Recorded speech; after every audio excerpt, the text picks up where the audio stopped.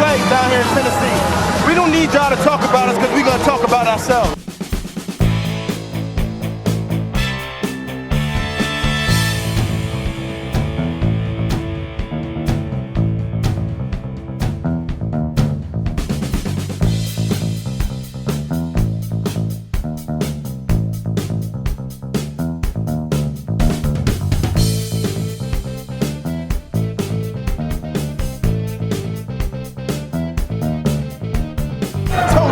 Told y'all. Welcome back, everybody. What's going on? This is Titans Tube coming at you with a Week 2 preview episode. We have the Tennessee Titans on the road against the high and mighty and dangerous Buffalo Bills, who looked pretty dang sharp against the Rams in their Week 1 game forever ago. It was the opening game on a Thursday night. Jake, how are you doing, man? We are in Week 2 now. Gosh, I expected for this to be a 1-0 matchup, but we could be staring 0-2 in the face if we're not on our P's and Q's here. How do you feel, Jake, going into this game? Just now finally recovering from the loss on Sunday. Football season, when it comes back, you forget how much of a drag the week is after your favorite team loses. And you're just like, man. And especially in the Titans case, you flip side, and now you're going to be on the national stage going to Buffalo to play the 2022 Super Bowl champions. And yikes. Not so much looking forward to this weekend, Justin, but there's some reasons for optimism coming into this game. Obviously, we mentioned at the top, Titans massive underdogs, 10.5-point underdogs going to Buffalo this weekend. But they've taken the last 2 games against the similar Buffalo squad, Josh Allen, Stephon Diggs, and the whole 9 over there in Buffalo. So also a nice stat lending the Titans some credence is they are 8-2 in their last 10 Monday night appearances, going back to the 2008 Code Blue game against the Peyton Manning Colts. That's quite a stat, Justin. I feel like we've been lucky on Monday night. Can you name the 2 losses out of those 10? 2 losses since the 2008 Code Blue Colts game. We lost on a Monday night. Who was one of them to the Steelers? Correct. In the Zach Mettenberger era. Oh, that was a close one. Yep, that is a correct answer. And then we mentioned the other game in the recap episode of the Giants. 8-2 Monday night game. And we mentioned it in the recap episode. It was at Houston with the Luke Stalker fullback dive. That is the last time the Titans lost on Monday night. And that's a whole Titans era ago. That's pre-dominant Derrick Henry. That's pre-99-yard rush Derrick Henry. That's Marcus Mariota. It's wild. Yeah, man. See, that game completely escaped me. I probably tried to delete it from my memory. Yes. Yeah, the Luke Stalker play. And then wasn't it Lamar Miller took 98 yards to the house? Mm-hmm. What a terrible day. Yes, okay. I haven't forgotten about that game at all. But man, good showing from the Titans in the past 10 plus years on primetime football, especially Monday night being 8-2. I didn't know it was that good. But man, that record is going to be put to the test here. Yes, it is. Yes, also, another stat pull that I noticed you pull here, Jake. Tannehill is undefeated. That would make sense. Topping off that 8-2 record. A lot of it is Tannehill undefeated as the Titans quarterback on Monday Night Football. But Jake, the season is young, very early on, and we are already starting to see some injuries stack up to this Titans team. So it's got to stop. Coach Vrabel, got this team through the injuries last year, but we're already having some key players struggling with the hamstrings, such as Christian Fulton, who's trending to be out in this game. And this is not a game you want your number 1 cornerback to be missing when you got Stephon Diggs out there running around and Gabriel Davis and what have you with the Buffalo Bills.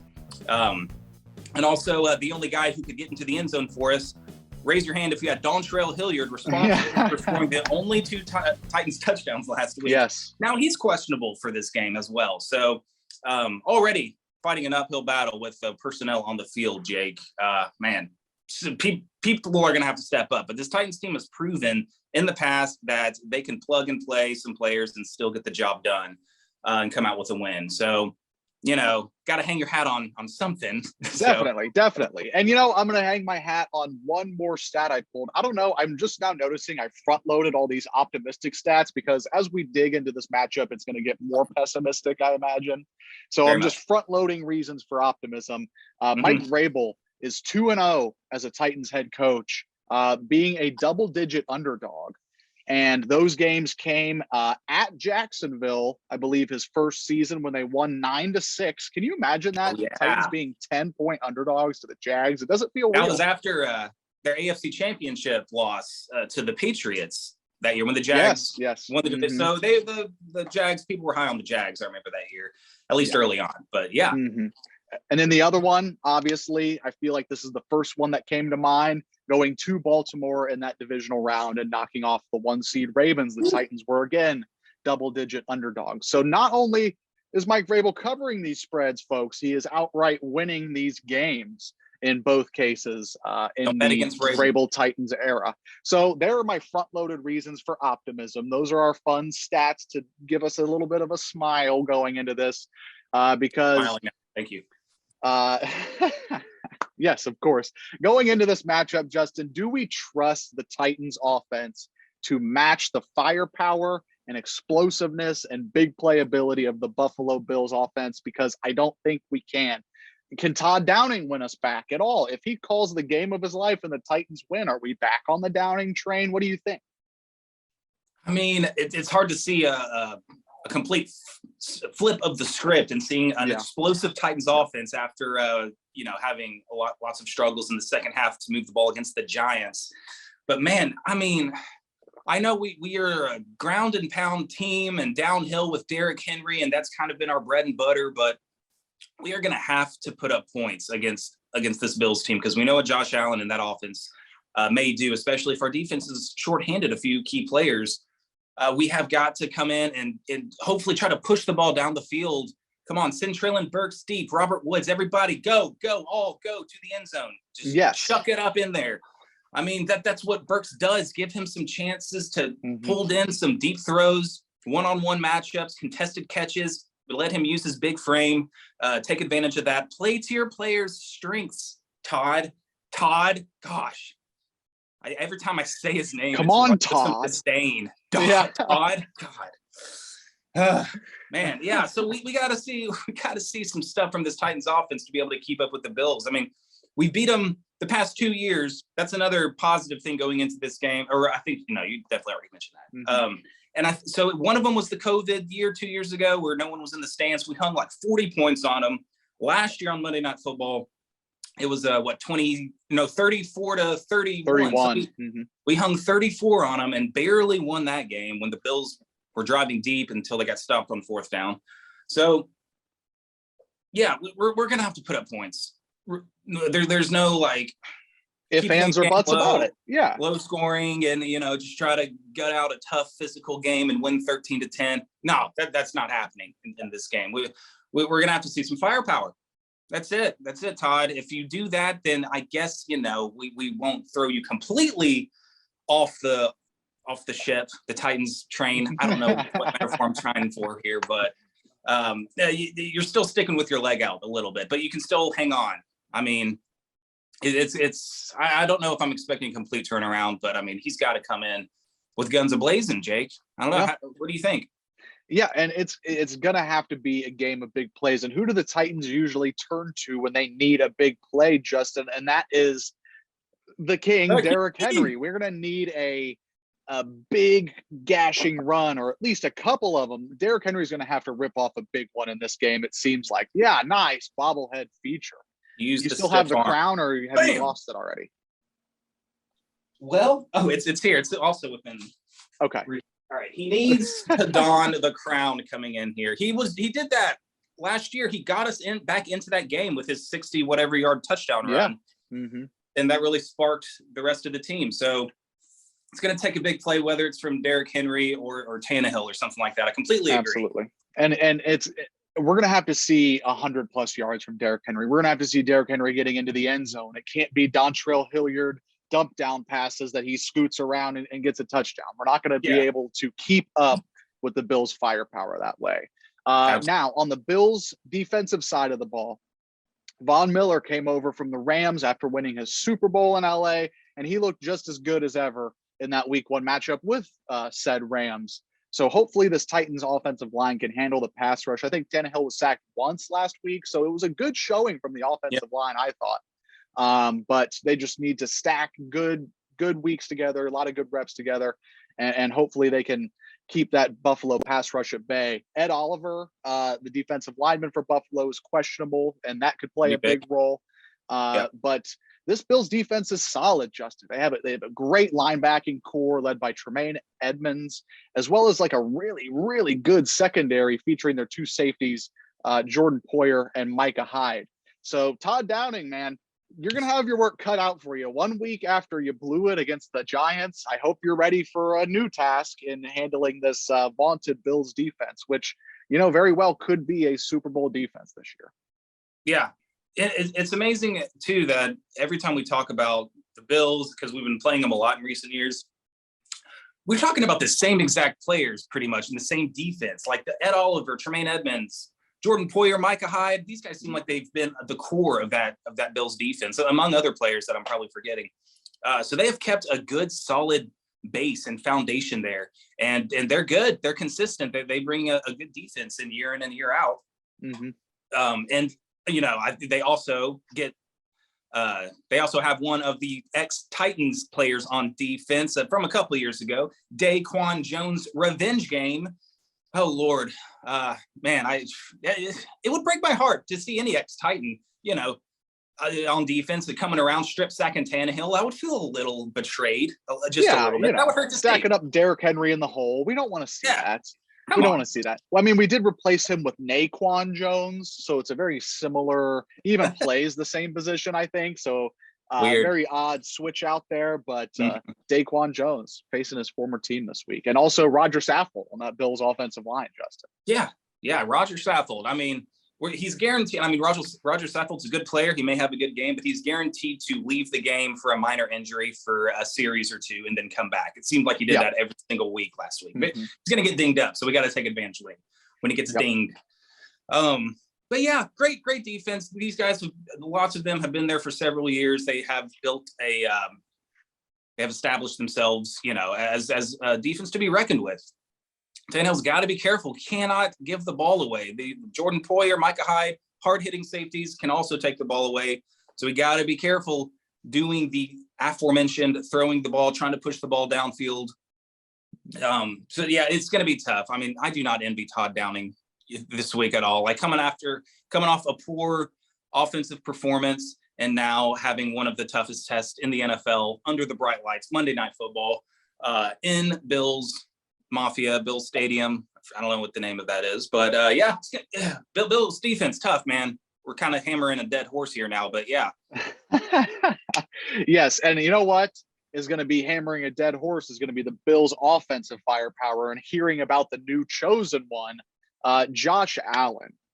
He is now becoming the 1A quarterback. I feel like he's getting more shine than Mahomes is early this season for his heroics and the way he's running physically and just being the guy in Buffalo. There's no other way to put it than you watch Josh Allen play. And I feel like you're right. We have seen Josh Allen play the Titans almost every year since he came into the league. And you feel like you've seen every single year there's just more to Josh Allen's game that he can do that much better every single year. Yeah.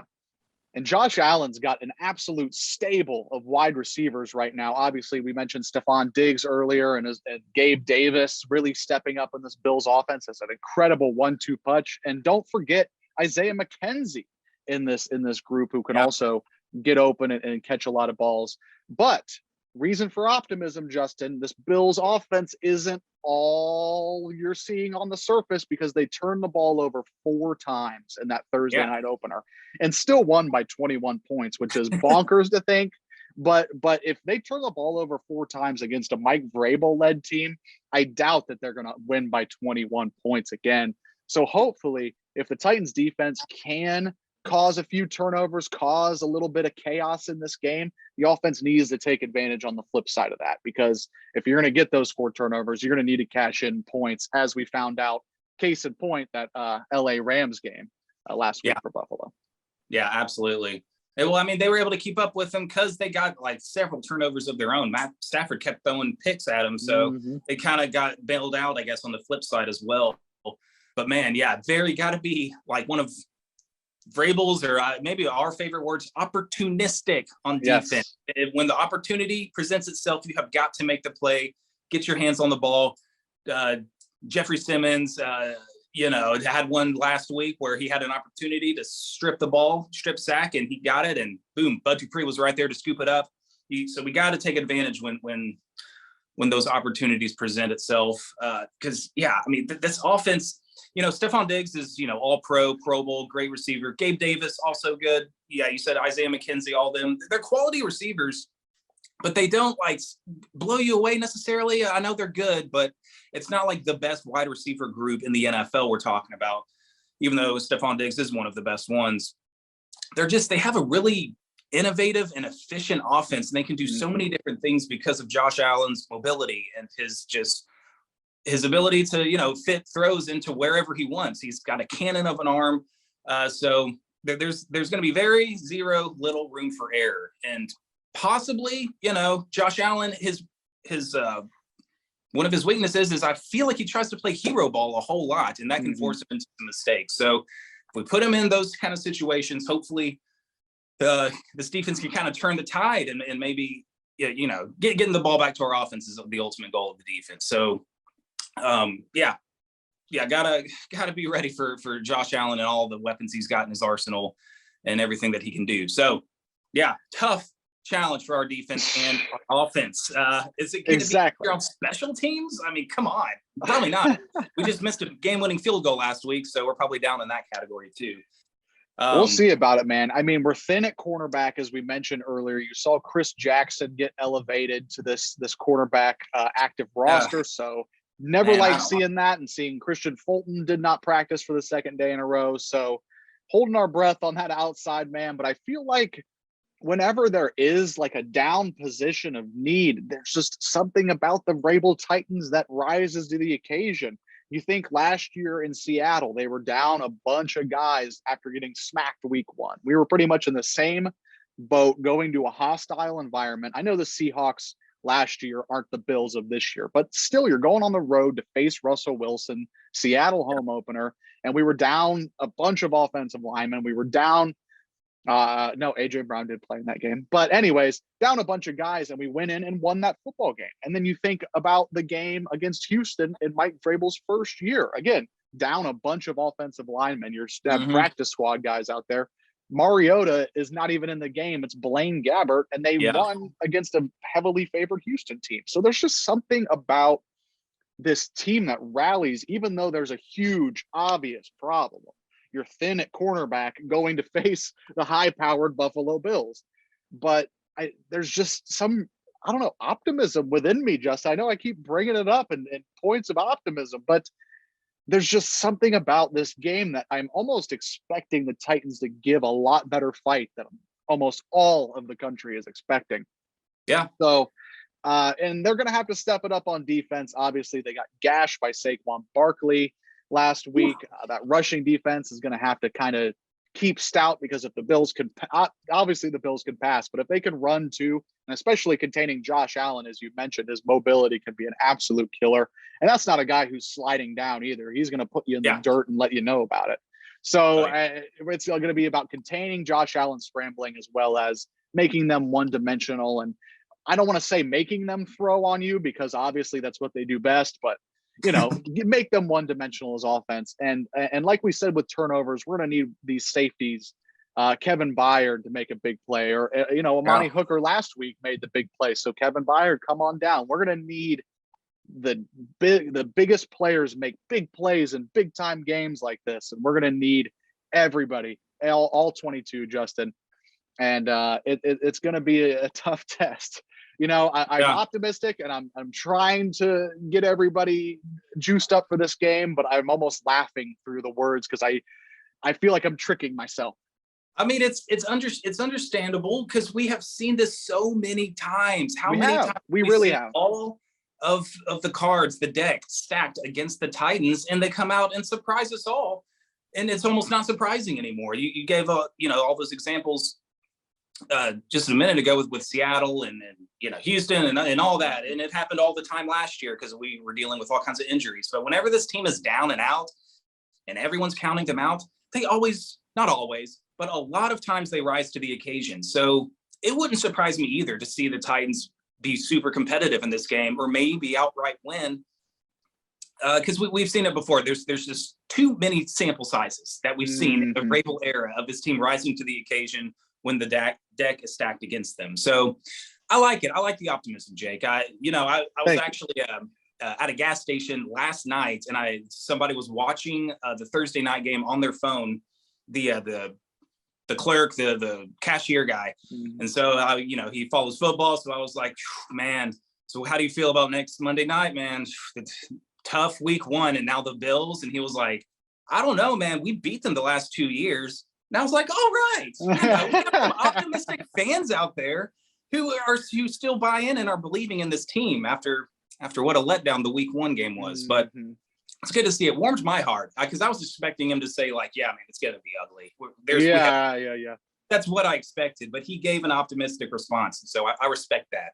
It's nice to be it's been a gloomy week. It's been an overcast week on Titans Twitter. It's been, oh boy, here we go. No chance this week. And we've, like you've said, too many samples, too many games to look at and see that they are capable of this. And we'll see. All we can do is put on that brave face and go to Orchard Park. Justin, do you have any keys to this game if the Titans are going to rise to the occasion? Now, don't take that as an endorsement that we think they will. I know Justin will pick the Titans, but I've been known to go against the grain here on Titans too, but pick the opponent.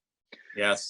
So what things have to go right for the Titans to rise to the occasion and maybe outright win this football game, Justin? I mean, well, yeah, we talked about a lot of things. We got to be better on offense, better on defense, better on special teams, and I like our chances. I mean, we just got to play. We got to play clean and not shoot ourselves in the foot. It's something we did all the time, the whole game last week. In the second half, it felt like you got to play smart and clean. Limit the penalties. No Jerome Boger to worry about this week. Surely he's not going to call this game too.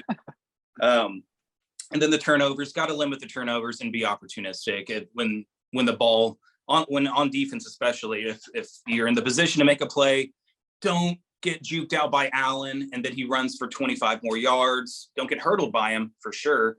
Don't miss an interception and Stephon Diggs catches it and houses it. Don't blow defensive assignments. We did that last week against Sterling Shepard. So play within your role and know what you're doing, do your job, the Bill Belichickian thing, and we'll have a chance. We'll have any given Sunday, we'll have a chance. I pretty much counted out the Giants last week. I thought we were definitely going to win that game, and boom, surprised us. So now It's our turn to do the surprising, Jake. Give me the Titans in a very close game. It's going to come down to the wire again. I'll take the boys 28-31. Ooh, wow. Okay, a field goal game. I like that. Justin, it's all about this guy right here, 22, Derrick Henry. He is very obviously the heart and soul of this football team. You can't deny that in any circle. I don't think any NFL fan, even somebody who never watches the Titans, when you see the Titans, Derrick Henry. Derrick Henry has to show up and rush for at least 120 yards in this game. And he needs to have at least one touchdown, if not two, for the Titans to win this game. That's going to imply that the Titans are doing well, controlling the line of scrimmage on offense, and they're bleeding that clock. It's the classic mantra, what's the best way to stop a good offense? Keep them on the sideline. So if Derrick Henry can show up, have 120 yards rushing and one touchdown, the Titans will at least be competitive in this game. Justin, go ahead. I'm sorry to interrupt you, but I would like to change my key. I would like to. I think one of the most important things is not letting this game get away from the Titans early. Don't go down in the first quarter, 14-0 to the Bills, because then, like you said, that's what wanted me to change my key is being able to use Derrick Henry throughout the game and not have to hand the ball off to him whenever we need to be playing catch up, down 17 to 20 points in the first half. So we have to keep this game at least within a 1-score game in the first half and see what happens in the second half. So I like that. That's now my new key, and I will stay with 31-28 as my score. Yeah, I like it. Thank you for my yes. Absolutely. I'm very lockstep with you there. The Titans can't rely on Derrick Henry playing from behind. That's kind of just obvious X's and O's. And if you take Derrick Henry away from this team, you said it last week, it's an offense looking for an identity when they don't have 22 really rhythmically running the football.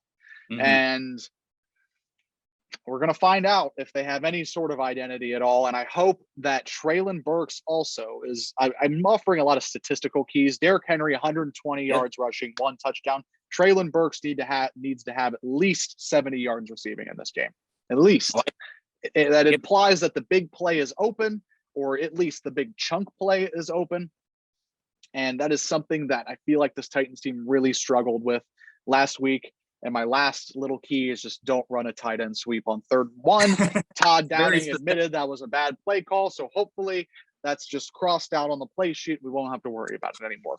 Justin, I'm very upset at my jinx of Randy Bullock. I'm upset with this team for being almost predictable, like opposite wise. You expect them to win that Giants game, and they lost it. And I wasn't surprised by that. I felt empty because I was like, God, we've watched this game so many times. And when we watch them maybe beat Buffalo on Monday night, it's going to be the same. I'm going to be not surprised. I'm going to be hooping and hollering, obviously, and excited about this game. But we've seen it so many times. However, Justin, I just don't think this Titans team is going to get it done. I think they're going to be competitive in this game. I think it's going to be a close back and forth game, but I don't think the Bills make the same mistakes that they did last year in that tight Monday Night Football game in Nissan Stadium that led for the Titans to win that game. I have the Bills, unfortunately, winning this football game, Justin, by a score of let's say 37-28. 37-28. Odd, but hey. Yeah, that's an odd one. But all right. Well, hopefully they prove you wrong, you non-believer in the Tennessee Titans. Good Lord. What have they ever done for you to cast doubt on them? well, that could be a laundry list. Can I show you the last, 15 years of my life? Every fall for eternity. Okay, fair. Don't do that. Let's not revisit that.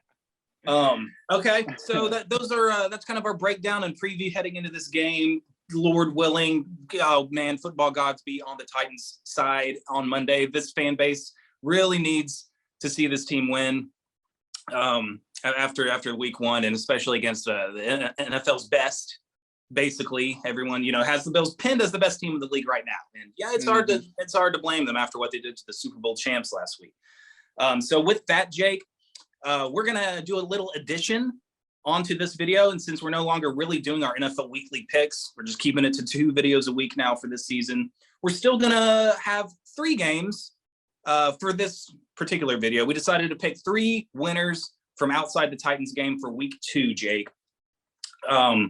If you want to place bets, I mean, you can, but don't come trying to get your money back from us. We're not experts like that. So Jake, how about you go first? Okay. Who are your locks? Let's call them our 3 locks of the week. Okay. My 3 locks of the week, Justin. My first one is a little bit of a head scratcher to be a lock of the week, but I'm going with Carson Wentz and the Washington Commanders. I think the Commanders roster is sneakily better than you think it is. It's just because they got number 2 Carson Wentz flailing around in the pocket. That and also just the stink of like Washington DC football. Like there's just an aura around it right now that's not great. But they beat the Jags last week. A lot of people thought that the Jaguars might, take that next step. Trevor Lawrence might take that next step, but they went and beat Trevor Lawrence. So I like them against Detroit, and Detroit is favored for the first time in I want to say almost a full season. Yeah. But I just, there's something about the Lions that I'm not digging with this week. I thought something about the Lions. It's the Lions. It's just the Lions. And it's funny because Sorry, I try to make that argument with Washington Commanders. It's like, I get it, it's the Washington Commanders, but look, it's the Lions, you know? And so Yeah. I'm taking the Washington Commanders with my first lock against the Detroit Lions, Justin. And then I'm Bold. going home underdog Pittsburgh Steelers after their upset win of Cincinnati. Speaking of taking it to the book, I had that one last week and I was very happy about it because Tomlin will have the Steelers ready to play these games. And obviously the first Pittsburgh New England matchup that's not Roethlisberger and Brady for what seems like forever. But I like Pittsburgh as home underdogs. Yes, they lost TJ Watt for a while, but that's still a good defense. I still think Mitch Trubisky can play serviceable football. And so I like the Steelers at home against the Patriots. And then my last lock is based on being salty about A.J. Brown being, I think, number 2 in receiving yards after week 1. I'm taking the Vikings after their impressive showing against Green Bay. You know, I traditionally like Green Bay. I was really impressed with what the Vikings were able to do on Sunday. And I'm going to take them in that second Monday Night Football slot over the Philadelphia Eagles, just because I'm still salty about A.J. Brown, man. That's my only reasoning. And I thought Minnesota looked good last week. Yeah. Oh, yeah. That's going to be a very interesting game, the Vikings-Eagles game. Right out. I forgot that it was a Monday night doubleheader, Titans-Bills, Vikings-Eagles. I mean, if the Titans have taken care of business last week, that would be a good-looking slate of Monday Night Football. Yeah. Oh, but yeah. now the Titans are the ones, dragging their feet a little bit and coming into this game.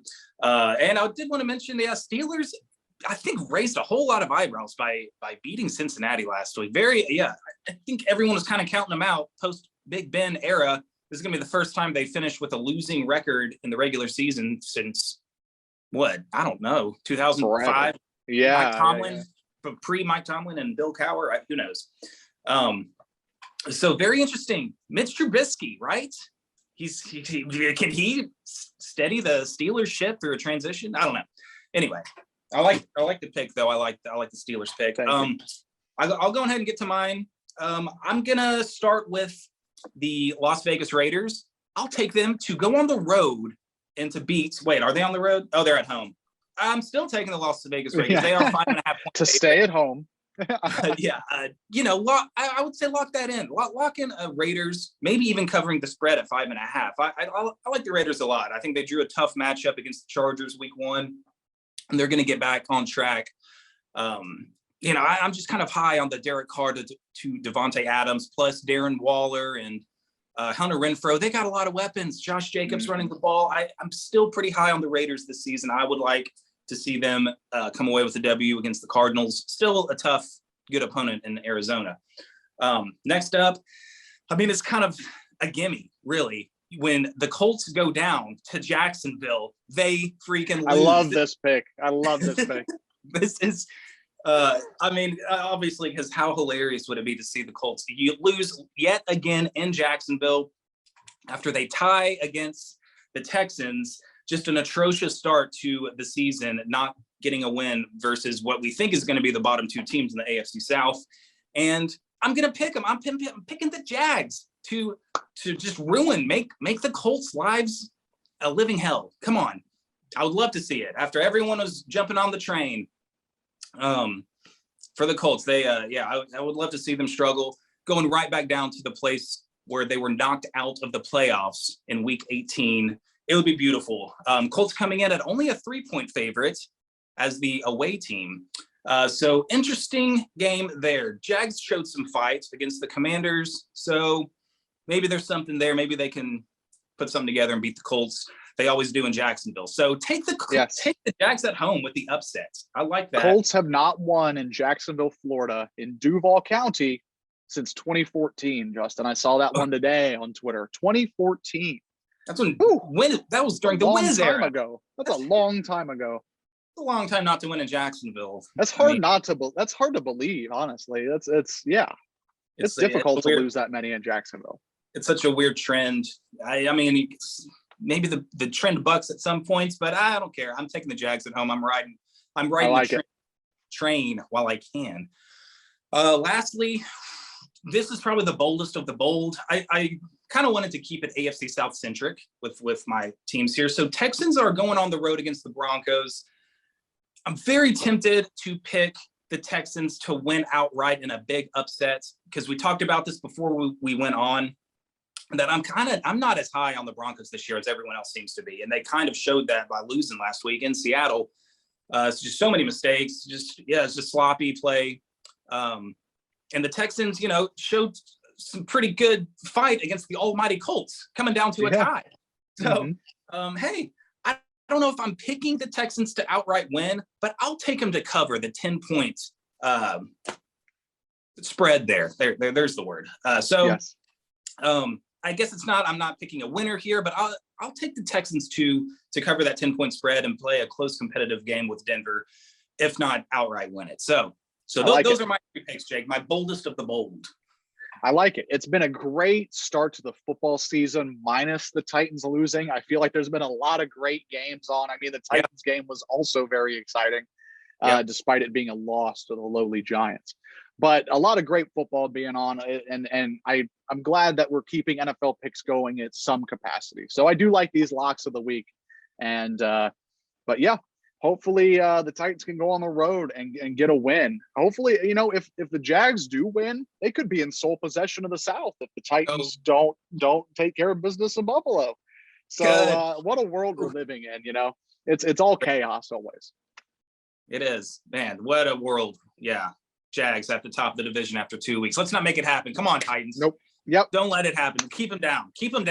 Let's go to Buffalo and get that surprise win like we always do. I know Vrabel's going to have them ready, and I know Derrick Henry probably a little motivated after his pedestrian day. Hopefully we see a couple stiff arms and big runs from the King, and let's get back to winning Titans football.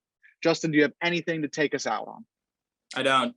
I mean, that was good. That was beautifully put. Let's get back in the winning ways. You guys, we appreciate you. We appreciate you tuning in, watching our videos and our breakdowns. We kind of just rant and ramble, and we'd like to talk about our feelings with this team. And there's a lot of feelings that happen when we lose, but also when we win. So hopefully it's going to be a much more fun recap come next Monday. No, Tuesday probably is when that recap will be out. So you guys stay tuned for that, and we'll talk about the game. Bills, good luck. Bills Mafia, break some tables, do your thing, and hopefully we see a good game on Monday night. Absolutely. I love the sportsmanship, Justin. Like, comment, subscribe, all that jazz. Thank y'all for watching. Tighten up. Peace. Tighten up.